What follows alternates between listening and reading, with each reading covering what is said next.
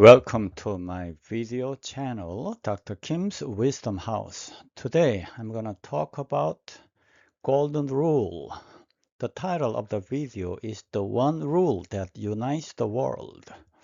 Jesus, Hillel, and Confucius.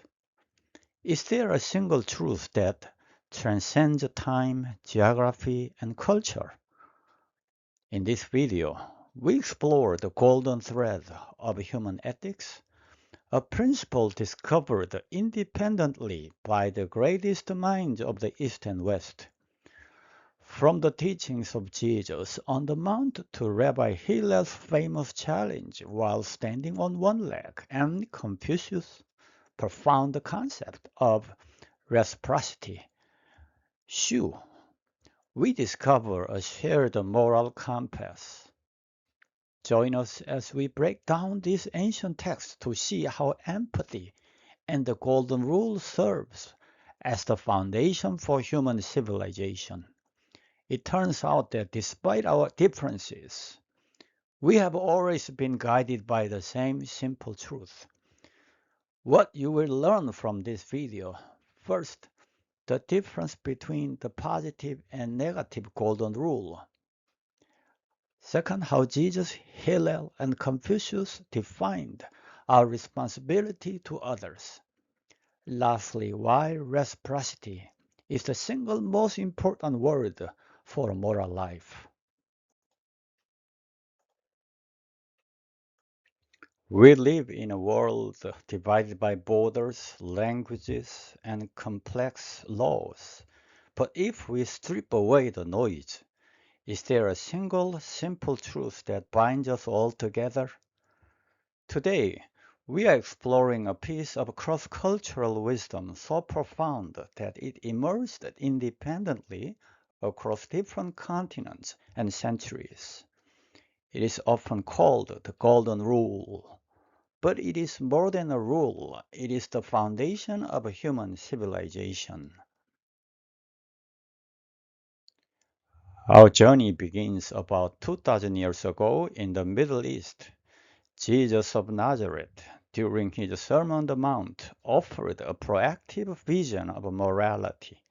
He said, "In everything, do to others as you would have them do to you, for this is the law and the prophets." This is the positive golden rule. It doesn't just ask us to avoid harm. It asks us to be the architects of good. If you want kindness, be kind. If you want forgiveness, and forgive. Jesus suggested that the entirety of spiritual law could be distilled into this one active movement toward our neighbor, other people.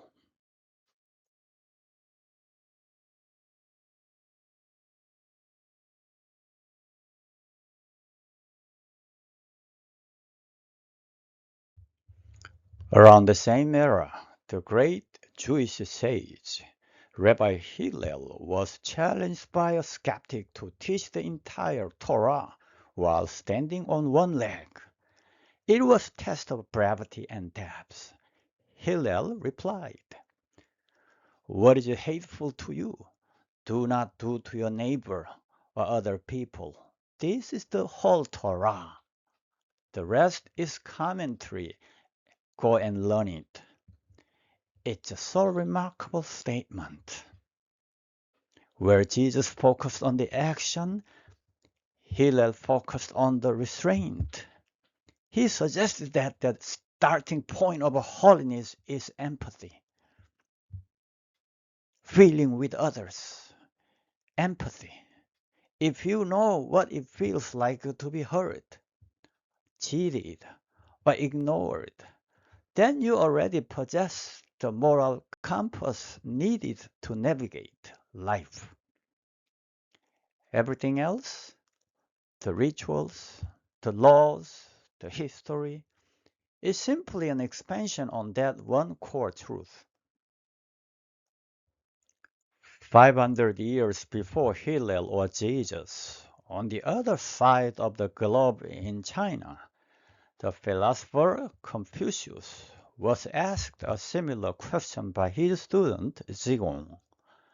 Is there a single word, he asked, that we can take as guide for our whole life? Confucius answered wisely, is it not reciprocity? Which means Su. Reciprocity. Is it not reciprocity? Su. What you do not desire, do not impose on others. It's just like what Rabbi Hillel is saying. It's amazing. Confucius existed at least 400 years before Rabbi Hillel. But he said similar things. What you do not desire, do not impose on others. In Chinese, the character for reciprocity, Su, is composed of two parts. One part is likeness, likeness. The other part, heart. In other words, to be like heart, follow heart. It means to put your heart in the place of another's heart. That is a simple common understanding most people understand so easily. For Confucius, this wasn't just a command. It was the ultimate social glue. Think about the weight of this. A Jewish rabbi, a Christian savior, and Chinese philosopher, separated by thousands of miles and vastly different cultures, all arrived at the same destination. Isn't it interesting? Whether it is Jesus' call to act, Hillel's call to refrain, or Confucius' call for reciprocity, the message is the same. Your neighbor is another you. In other words, you should be able to see yourself in others' eyes.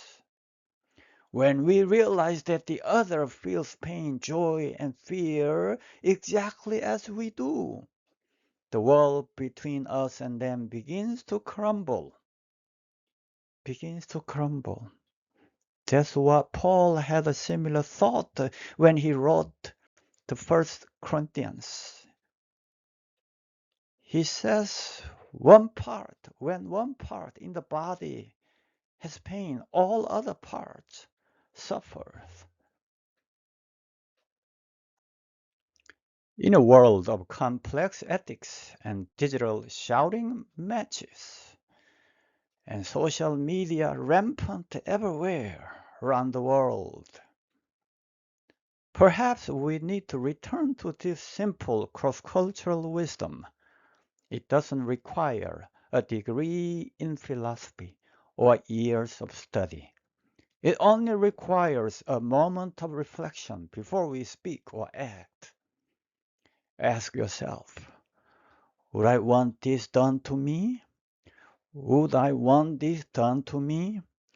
It's the simplest truth we have, and perhaps it's the only one we truly need.